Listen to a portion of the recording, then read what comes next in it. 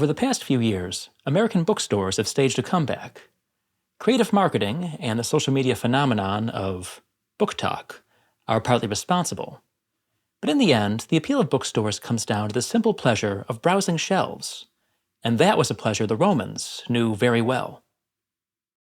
Across the empire, according to the usual estimate, only about 1 in 10 Romans could read. The literacy rate was lowest in rural areas, among slaves, and for non-elite women. Freeborn urban men, by contrast, were reasonably likely to possess at least the basic literacy required to keep records and sign their names. The Roman elite defined themselves by a sophisticated literary education and filled their cities with texts. Some were inscribed on the tombs that lined the highways, on the triumphal arches and statue bases of forums, on the notice boards that carried copies of the Acta Diurna, Rome's newspaper. The texts most important to the Roman elite, however, were in books. From the reign of Augustus onward, the city of Rome boasted an impressive array of public libraries. Libraries were attached to the Temple of Apollo by the imperial palace, to Vespasian's Temple of Peace, to the vast Forum of Trajan, where there were 2 collections, one Latin and one Greek, and to the great imperial baths. The private libraries of the aristocracy, arranged in dedicated rooms on shelves of rare wood, were almost equally extensive.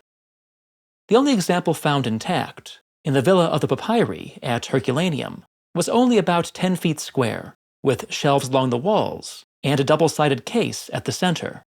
But even this modest room, almost certainly not the villa's primary library, contained upward of 1,000 scrolls.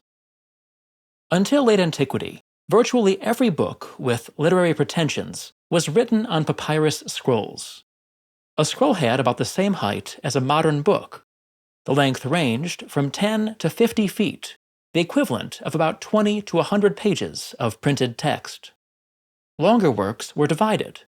Each of the 142 books in Livy's Roman history, for example, originally occupied a single scroll.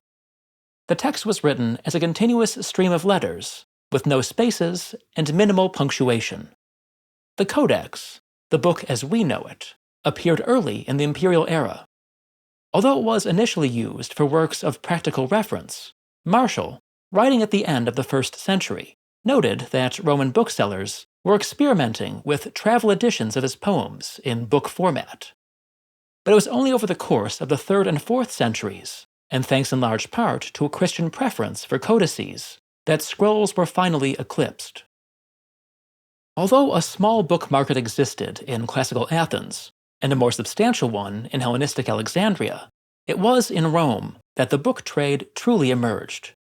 The business was still in its infancy during the last days of the Republic, when Cicero relied on his friend Atticus, who had a staff of slaves trained as copyists, to supply his libraries.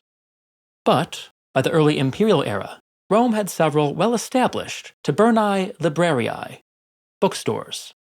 One of these, owned by a man named Atrectus, stood in the high-rent district around Caesar's Forum. The titles of bestsellers were painted on the pillars that flanked its entrance. Like most of his competitors, Atrectus had likely been a slave copyist or librarian before gaining his freedom and entering the business of selling and publishing books. We'll explore how Roman books were published after a few words about this video's sponsor. Last summer, I received a mattress from Helix Sleep, a company that makes mattresses and bedding tailored to their customers' needs. I had taken the Helix Sleep Quiz, which matched my body type and sleep preferences to the Midnight Lux model, one of more than 20 sold by the company. I've had my Midnight Lux mattress ever since. I keep it in my studio so that I can sleep there when I'm working late. Although it's not exactly in the Roman style, which was a bit more austere, the mattress is perfectly adapted to the way I sleep, comfortable, cool, and just firm enough. I've never spent a bad night on it, but don't take my word for it. If you'd like to sleep as well as I have these past few months, follow the link in the description or head to helixsleep.com/toldandstone and save 20% site-wide. Returning to our topic. Publication in the Roman world was an informal process. Most authors, like artists in later centuries, were either wealthy or attached to wealthy patrons. Roman authors, therefore, usually had no need to support themselves through their work. For some, publication consisted simply of reciting their works in public. Others gave copies to friends, with the understanding that these would be shared. An extreme example of this strategy was adopted by a wealthy orator who produced and distributed no fewer than 1,000 copies of a speech commemorating his son. Authors with a keener interest in financial benefit used booksellers to publish their works. Quintilian, for example, addressed the preface of his Institutes of Oratory to the bookseller Tryphon, who was acting as the work's publisher. There was no equivalent of copyright or royalties. The bookseller paid a lump sum for the author's manuscript and kept all profits from sales of the copies he produced. Many booksellers seem to have stocked and copied a wide range of texts. Alongside Quintilian's weighty treatise on rhetorical education, Tryphon also sold Martial's light-hearted epigrams. Some books were packaged for the luxury market. One edition of Martial, bordered with expensive purple dye, cost 5 denarii, more than most Romans made in a week. But shops also stocked cheap and reused scrolls. By the 2nd century, there were sellers who specialized in antique books. Aulus Gellius records browsing vintage works of fantastic fiction at a bookstall in Brundisium, and finding, in a shop at Rome, a history that dated back to the beginnings of Latin literature. One of Gellius's acquaintances discovered an antique manuscript of the Aeneid, supposedly in the hand of Virgil himself, for sale at a street fair. Educated Romans consumed a wide range of literature in both Greek and Latin. Besides the amateur productions of their friends, Pliny the Younger, for example, subjected dinner guests to his poems.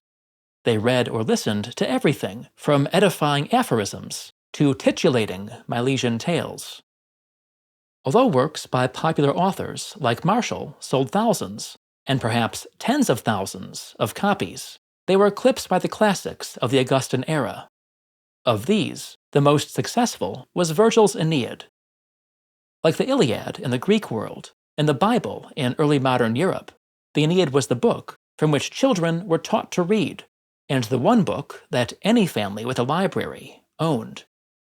It was probably the only Roman book that existed, like modern bestsellers, in hundreds of thousands of copies.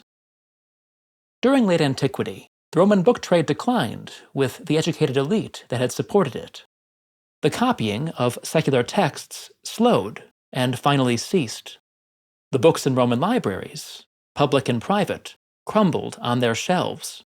Only a small contingent of survivors found their way into monasteries. Of all the millions of books that existed in the last days of the Western Roman Empire, we have, leaving aside papyri from Herculaneum and Egypt, physical fragments of only a few hundred. Perhaps the most impressive of these is the Vatican Virgil, an illustrated edition of the poet's works produced around the end of the 4th century. Written on fine parchment in a tidy rustic capital script, the codex had hundreds of illustrations, some occupying an entire page. Today, however, only about a sixth of the leaves survive. The rest, like almost all the products of the Roman book trade, are gone. You too can be gone, to Turkey and Italy with Toldstone this summer, if you join one of my group tours. You'll find links in the description. You'll also find a link to my Patreon, home to a wealth of additional content, including my Roman Review series, which reviews movies and shows set in ancient Rome. Statistically speaking, you are unlikely to have seen my other YouTube channels, Toldstone Footnotes and Scenic Routes of the Past. Why don't you defy convention and check them out? Thanks for watching.